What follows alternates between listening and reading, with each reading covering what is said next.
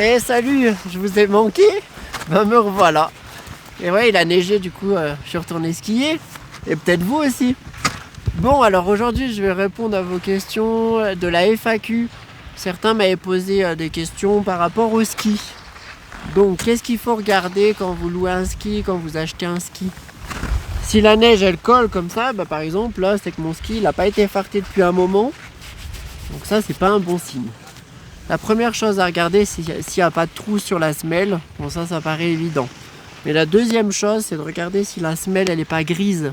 Si elle est bien foncée, bien noire, c'est que c'est bon, le ski il a été bien farté. Alors si la semelle, elle est un petit peu grise, c'est pas grave. Il suffit de le farter quelques fois et normalement, ça devra repartir. Ensuite, ce que vous pouvez faire, c'est contrôler l'écart. Donc vous frottez votre doigt comme ça sur toute la longueur. Et si ça accroche vos doigts, ben c'est que le ski il a sûrement pris un peu des cailloux. Donc c'est pas un bon signe. Après, s'il y a des traces de rouille, des fois c'est pas très grave parce que l'écart ça rouille assez vite dans le garage, même si c'est quand même au sec.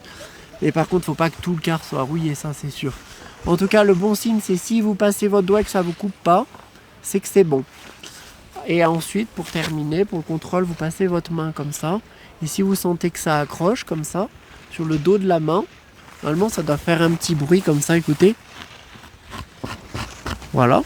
Et donc là c'est que ça accroche bien et il faut faire toute la longueur du ski. Mais c'est un petit repère. De toute façon, avoir des quarts très affûtés, ça ne sera pas très utile.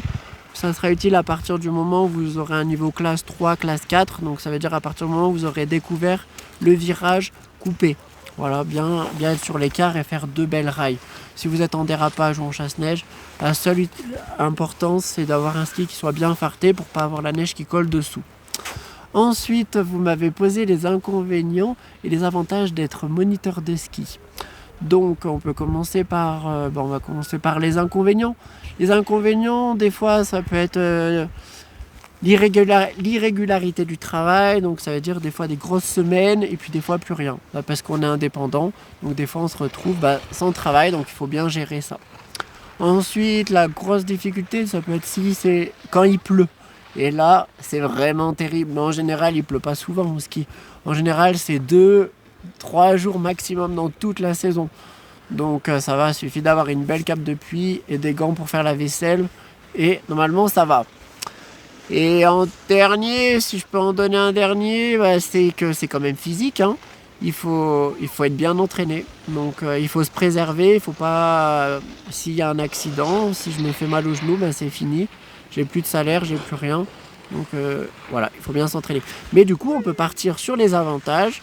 Le fait que ça soit un métier qui soit physique, ça me pousse à bien m'entraîner, faire des étirements, faire du maintien musculaire, essayer de gagner aussi de la force. C'est pour ça que je vous propose ensuite des séances de sport, vous partager pour vous motiver. Parce que évidemment, des fois c'est quand même difficile de se motiver quand il fait un peu froid, quand le temps il n'est pas super agréable, de dire allez, je vais faire un petit peu de sport. Et des fois il suffit de faire 5-10 minutes tous les jours, c'est rien, hein, on peut toujours trouver du temps. Alors avant de manger, parce qu'après manger en général, on n'a plus la motivation. Les autres avantages, c'est de rencontrer un public très différent, c'est un métier qui est très varié. Donc on voit des tout petits, des piou-piou à partir de 2 ans et demi. Ensuite, on a des ados, c'est vraiment cool. Et après, jusqu'à... Il n'y a pas de limite d'âge. Hein. Moi, j'ai eu des personnes qui avaient 70, 80 ans.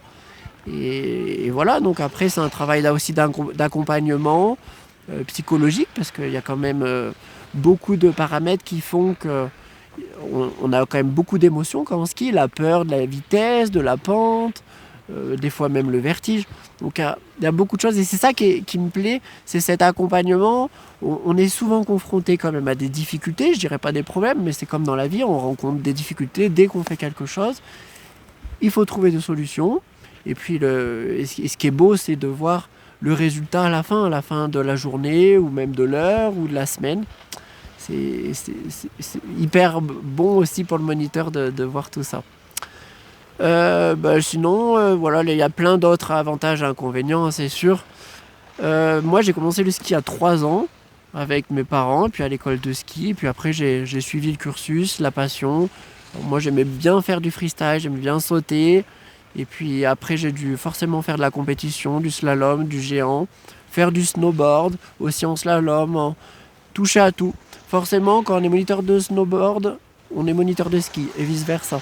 Si on n'est que bon au snowboard, on ne pourra pas faire moniteur de snow. En France, il faut faire forcément les deux.